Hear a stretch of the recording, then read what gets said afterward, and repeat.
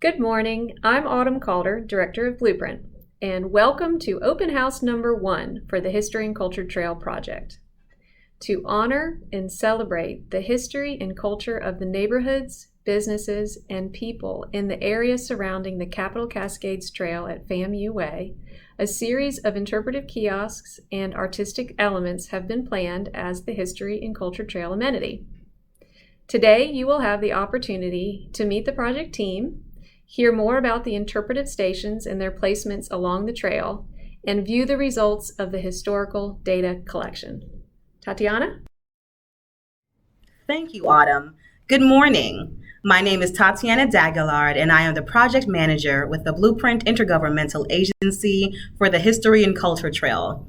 I am so happy to welcome you all to the conversation about this project and hear your thoughts and ideas. To get us started, I'll provide an introduction of our project team and share the goals of the project with you all.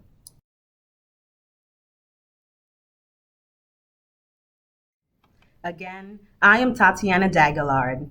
I am a historic preservationist with a passion for cultural memory and communicating Tallahassee's unique heritage. Joining us today are Sean Colbley and Charlie Johnson of Kimley Horn, Kate Oddie and Carol Perloff of Cloud Geshen, the Fitzgerald Collaborative Group, who has partnered with Altamise Barnes and the John G. Riley Center and Museum, Kathleen Spihar and Amanda Thompson from the Council on Culture and Arts, who has been contracted to manage the public art procurement and selection process for this project. And finally, the team is rounded out by a citizen working group. This team represents local and national experts in the fields of community engagement, master planning, historic research, interpretation and theme creation, content development, and outdoor installation design. We are all excited to be here with you today, and we look forward to answering your questions later in the session. The primary goals of the History and Culture Trail project are to, 1, share and celebrate the rich history and culture of the neighborhoods, businesses, and people living in the areas located along FAMU Way and the Capital Cascades Trail. 2, improve civic engagement, enhance civil discourse, and provide thoughtful and meaningful dialogue between residents and visitors regarding the significance of some of Florida's oldest African American communities. And 3, add cultural value by communicating Tallahassee's unique identity and social value by providing engaging opportunities for interaction and self-reflection. Now I will pass it to Kate Oddie with Cloud Geshen to provide more detail about the interpretive station locations and design. Then to Carol Perloff to discuss the interpretive content plan for each station. After that, we'll open the floor for questions during our live Q&A session. Hi everyone, I'm Kate Oddie. I'm a senior designer at Cloud Geshen, and we'll be designing the stations and panels that tell the stories and the history of these neighborhoods. Our project area is along the north side of Capital Cascades Trail and FAMU Way from South Bronaugh Street to North Lake Bradford Road. And we have 10 interpretive stations planned for this section of the History and Culture Trail. Each station is assigned a specific theme. These themes were suggested by our working group and relate to the African American history and heritage of the area surrounding FAMU Way and Florida A&M University. So starting from the east end of FAMU Way, the first 3 stations focus on the Allen community, including businesses and residents' relationship with FAMU. We also have a station focusing solely on FAMU history and honoring Dr. Charles U. Smith, and another about FAMU and local residents' contributions to the civil rights movement. Moving down the trail, we'll have stations about the Railroad Depot area, the Villa Mitchell Hill neighborhood, Benton Still, Shingles Chicken, and the Alberta Crate Box company. We'll be locating the stations on the north side of FAMU Way, where the multi-use trail is, and putting them in places where there's ample room to gather and read and enjoy the panels. We don't have preferred station design concepts to share yet, but we do have some preliminary thoughts on what these stations could look like. So we're showing some examples here. I'm Carol Perloff, and I am the content developer on the Cloud Geshen team. My role as a content developer is to compile information and images, turn that research into story ideas, organize those stories across the 10 stations, and write the text that will go on the panels. The research is a team effort that would not be possible without the involvement and tremendous contributions made by the local historians in your community and the residents from the neighborhoods this project highlights, who have shared their stories and photographs. I would like to thank Altamise Barnes, a member of our team who many of you know, as well as members of the working group who have been instrumental to this project, Dolores Harpool and Shauna Smith. As Kate mentioned, there are 6 themes that resulted in the creation of 10 stations along the trail. The first 3 stations focus on the Allen community, including businesses and residents' relationship with FAMU. We also have a station focusing solely on FAMU history and honoring Dr. Charles U. Smith, another about FAMU and local residents' contributions to the civil rights movement. Moving down the trail, we'll have stations about the Railroad Depot area, the Villa Mitchell Hill neighborhood, Benton Still, Shingles Chicken House, and the Alberta Crate Box company. Now we're going to walk through those stations and their key stories in detail.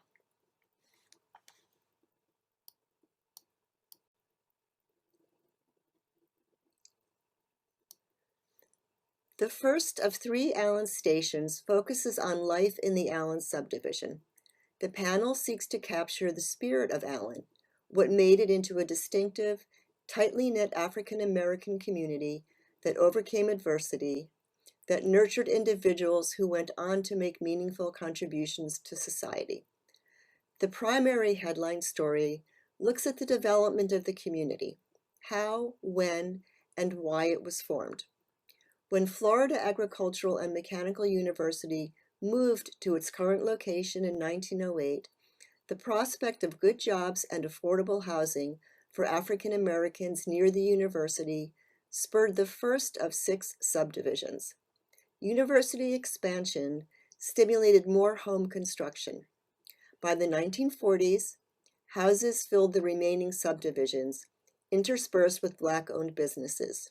Together, the parcels became known as Allen Subdivision. Its boundaries are Florida A&M University directly south and west of the area, the CSX railroad tracks directly north, and commercial establishments immediately east on South Adams Street. One secondary story highlights the impact of church and community values in shaping the lives of people who've lived here. Another secondary story features an individual whom Allen takes tremendous pride in, Congresswoman Carrie Pittman Meek. What you're seeing as a background image is a partial view of a map that's keyed to the directory of who lived where in 1960. It also illustrates the various subdivisions which together formed Allen Subdivision. Photos of church life, neighborhood birthday parties, and the 2015 Allen reunion provide glimpses of life in Allen and the sense of community and belonging that has been fostered and celebrated here. Allen's Economic Engines is the second of 3 panels about the Allen subdivision. This one is dedicated to the story of Black-owned businesses, why they were needed for the community, how business owners filled that need, and the range of goods and services they offered to make Allen more or less self-sufficient. One of the secondary stories looks at the nightlife in Allen, the restaurants, clubs, and lounges that had a loyal customer base within the Allen and FAMU communities, as well as customers from other areas who frequented Allen's leisure hotspots. Young Hands at Work looks at opportunities for industrious children to earn an income, including collecting pecans for the local pecan company. The background graphic offers a partial view of a directory of roughly 80 of Allen's Black-owned businesses that were active sometime between 1946 and 1980. This directory comes from Dolores Harpel's meticulous research on the subject. The other images include advertisements for Allen businesses and photos of Miss Mobley's house, which doubled as a beauty shop and a boarding house, and of people dining and performing in some of Allen's hotspots, including the Ship Ahoy, Fountainette, and Savoy Club. If anyone knows of photos of Allen's businesses, we'd still welcome images to consider for this panel. This panel contains a hybrid story about FAMU and primarily Allen, but also acknowledges FAMU's relationship with other nearby African American neighborhoods. It emphasizes several aspects of the positive relationship and interdependence between FAMU and the community. For example, Allen residents worked at FAMU as faculty, administrators, and staff. They attended FAMU cultural and athletic events, while FAMU students, faculty, and staff patronized neighborhood businesses. Shaping Students of Tomorrow outlines the educational opportunities FAMU provided children in the surrounding neighborhoods, even before college. Another secondary story highlights the critical role of FAMU's hospital in providing health care for the African American community, and the legacy of FAMU's historic nursing school, which continues to train nurses today. The photos illustrate campus events that have welcomed the community, football games with the world-renowned Marching 100 performing, a watermelon festival, and a Count Basie performance. The grape stomping contest is part of an event that FAMU's viticulture program hosts in its vineyards, providing family fun and information about the university's grape growing research. Other photos on the panel show scenes from FAMU's Lucy Moten Elementary School, a kindergarten graduation with FAMU University President George Gore seated in the third row. There's also an image of FAMU High School's 1959 graduating class and views of the hospital, both inside and out. This panel takes a high-level look at the founding and history of FAMU, with emphasis on the historic need for the Black institution and the local and global impacts of a FAMU education. These positive impacts include the university's role in providing education that helped to build a Black middle class and a Black professional class. That education has produced rattlers who have excelled and made contributions to a wide range of disciplines, including government, law, medicine, science, research, athletics, and the arts. Secondary stories on the panel highlight FAMU Legends, the Marching 100 Band, and Coach Jake Gaither, who led FAMU to football fame. The photos illustrate important early figures in FAMU's history, such as co-founder Thomas V. Gibbs and the first president, Dr. Thomas DeSalle Tucker. There's a 1930s advertisement for the college and a 1960s mechanical arts class. The image of sorority sisters on graduation day in 1938 communicates the important role that Greek organizations have played in encouraging scholastic achievement, high moral character, and community service, as well as lifetime social connection. The panel highlights a sampling of FAMU's many famous alumni: jazz musicians Cannonball and Nat Adderley, surgeon and oncologist LaSalle D. LaFalle Jr., tennis trailblazer Althea Gibson, Olympic track and NFL football star Robert Bullet Bob Hayes, and Atlanta Mayor Keisha Lance Bottoms. This panel looks at how FAMU and the community joined forces in the civil rights movement, efforts that made a difference locally and contributed to the national civil rights story. Allen was a pathway for student activists heading to marches. Numerous neighborhood residents, including children and the elderly, joined in support. FAMU students gathered in Allen restaurants to organize the protests. One of the community leaders highlighted in this story is FAMU's Dr. Charles U. Smith. Dr. Smith was a passionate believer in the connection between FAMU and the community, and he was a civil rights trailblazer. One notable accomplishment in his long record of advocacy was leading a group of citizens who persuaded the City Commission to change the name of Canal Street on the university campus to FAMU Way, leading to what is now the most beautiful roadway in Tallahassee. One of the secondary stories features the involvement of churches and their pastors in Tallahassee's civil rights movement. The churches provided FAMU student activists with places to organize, mobilize, and seek refuge from police breaking up protests. Pastors, including Reverend David Brooks of St. Michael and All Angels Church and Reverend Charles Steele of Bethel Missionary Baptist Church, provided leadership in Tallahassee's civil rights movement and took their place alongside students and community members, whether it meant marching through the streets or boycotting segregated buses. Significant events and milestones in the local civil rights story will be presented in a timeline and illustrated with relevant photos. These include the bus boycott, lunch counter sit-ins, segregated theater protest, interfaith freedom rider arrests, and the NAACP March to the Capitol. Several African American women who factored prominently in these events will be acknowledged here. They are Carrie Patterson, Wilhelmina Jakes, Patricia Stevens, and Priscilla Stevens.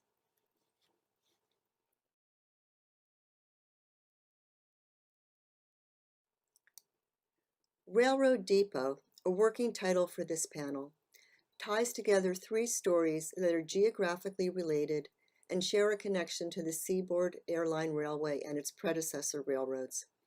Those stories are the railroad itself, the Seaboard neighborhood, and Coal Chute Park, later known as Villa Mitchell Park.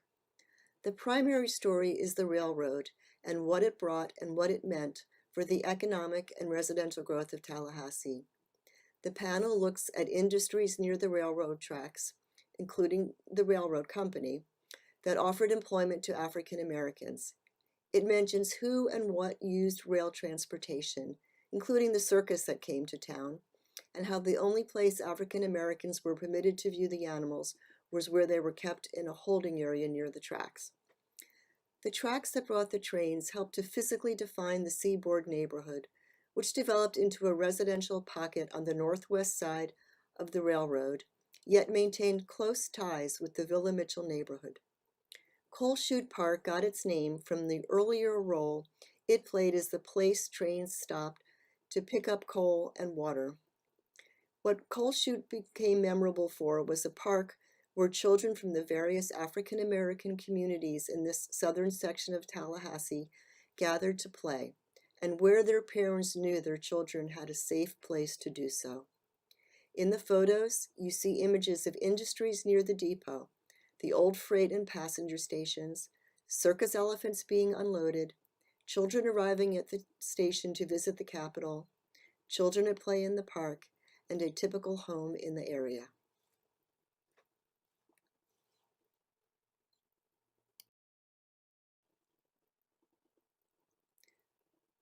The primary story for Villa Mitchell Hill explores the identity of Villa Mitchell, connecting the name to the tightly knit African American community that grew here in the 1930s, rather than the Villa Mitchell planned by a developer in the late 1880s as a white suburban subdivision of Tallahassee.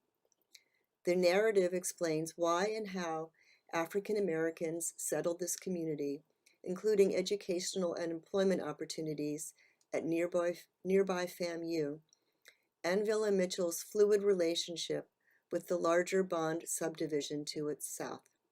A few of the photos depict residents and homes in Villa Mitchell. Many residents identified with the larger Bond subdivision to the south, rather than the name Villa Mitchell, but nonetheless developed a strong sense of community pride. One of the secondary stories focuses on the range of Black-owned businesses established here to meet the needs of the community and the overlap of stores and restaurants patronized by Villa Mitchell and Bond residents. The story of work includes employment opportunities within the area's white-owned businesses. Several examples of Villa Mitchell places of work are shown in the photographs. Speed's grocery store, the In-N-Out barbershop, which was originally a laundry, the Royal Sandwich Company, and the original Mom Mary herself. Community builders refers to the churches and individuals who've contributed to the shared values and sense of belonging Villa Mitchell has been known for. In the bottom row of photos, you can see Greater Fountain Chapel AME Church, which has long been an anchor in the community. In the photograph of the Lincoln High School band, you can see Villa Mitchell resident Roy Roll, who started the band. These bands taught valuable lessons about leadership and teamwork. Reverend Evelyn Corbin, pictured to the right of the band, wore several hats that promoted community values and identity. The Benton Still panel introduces the turpentine operation that was here and its impact upon the growth of the community that bears its name. The company not only offered jobs to Black and white workers, but also constructed housing called the quarters and a food commissary for the workers. Despite the area's name, not everyone who lived in Boynton worked at the Still. The Alberta Crate Factory, which was located just across the railroad tracks, employed men and women from Boynton and from other nearby communities. There were also a few other businesses in the vicinity of the Still operation. Photos include the Boynton brothers, who founded the company, and an image of the workers at the Still in the 1930s. One of the secondary stories takes a closer look at the turpentine industry, its demand for local pine gum supplies, the consumer uses for its products, the transport of processed turpentine, and industrial hazards of the operation. The large photo at the top shows a Boynton truck tanker and a Boynton railroad tanker, two modes of shipping turpentine. Boynton made its own steel barrels, which you can see in the bottom row of photos, center and to the right of that. A photo showing pine gum collection from Florida pine trees. The other secondary story provides an overview of community life in Boynton, the physical environment where people lived, where they shopped, where their children played. The photo on the bottom left shows a shotgun house, which was a common style for housing and was part of the quarters.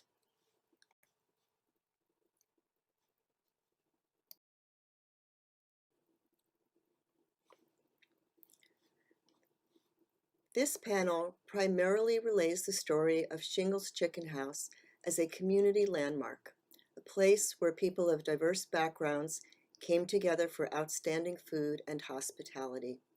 The man behind this culinary treasure and secret recipe was Henry Shingles, who is shown in the large photograph.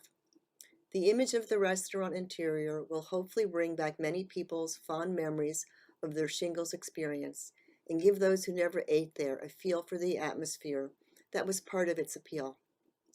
One of the secondary stories highlights Shingles Chicken House as a family-run business, with Henry Shingles at the helm and his family at his side, and eventually running the business for a number of years after he passed. The other secondary story explores prior uses of the building, which was built around 1935 as a commissary for Benton Still workers, and subsequently housed a grocery store. Rumor has it that the building was used as a teen community center or a place for dancing before it became Shingles Chicken. I'd love to hear from anybody who knows anything about that.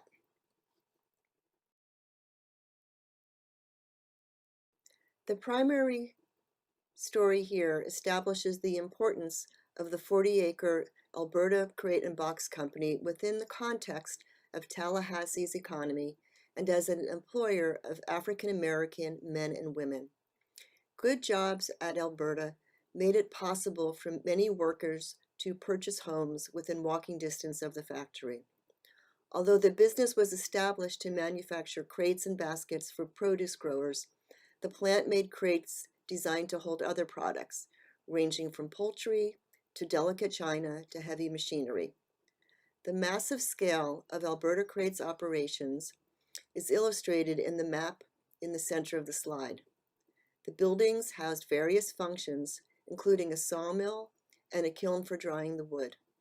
In the lower right, you can see two men working in the sawmill and a group of women working in the factory building. One of the secondary stories addresses efforts to create a safer workplace and better pay. Among the various industrial hazards was breathing in wood dust, which you can see in the second image from the top on the far right. When Black employees went on strike, church leaders and both Black and white community members joined the workers' protests. Another story on this panel looks at life after Alberta Crate. The industrial site's transition to a stormwater retention pond and public park where the factory once stood.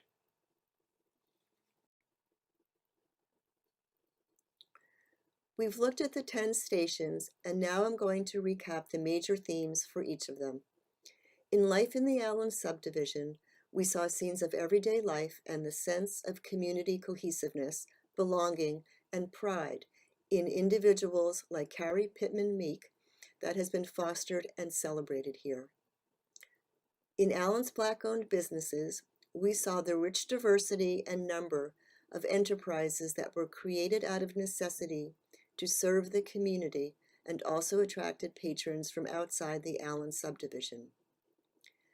FAMU and the community explored the long-standing and mutually beneficial relationship between the university and its neighbors and the ways in which they overlapped in the workplace, education, recreation, and healthcare. FAMU's Gateway to Opportunity looked at the origins of this prominent, historically Black university and the local, national, and global impacts it has made, with highlights of several alumni rattlers of note. The Civil Rights Station highlighted how communities and FAMU stood together in protests, marches, and boycotts, and the role of churches and prominent figures in the movement like Dr. Charles Hugh Smith. In the railroad depot, we saw the impact of the railroad on Tallahassee and nearby Black communities in particular, creating work opportunities, shaping neighborhoods. We also looked at the connection of Coal Chute Park, or Villa Mitchell Park, to the railroad and to the community. In Villa Mitchell Hill, we got a glimpse at the area's development into an African-American neighborhood with strong ties and community pride, and the businesses, churches, and individuals who helped build the vibrant and shared living experience. The Benton Still station focused on the turpentine industry that created jobs and housing. It also highlighted other nearby work opportunities and businesses, and what it was like to live in the area known as Benton Still. Shingles Chicken House told the story of the legendary restaurant that attracted loyal customers from all walks of life and the family behind the local landmark. The Alberta Crate Station told the story of the 40-acre crate and box factory that was the city's largest private employer and a big employer of African-American men and women. We saw some of the hardships of working at the factory and, after it closed, Lake Alberta Park that took its place.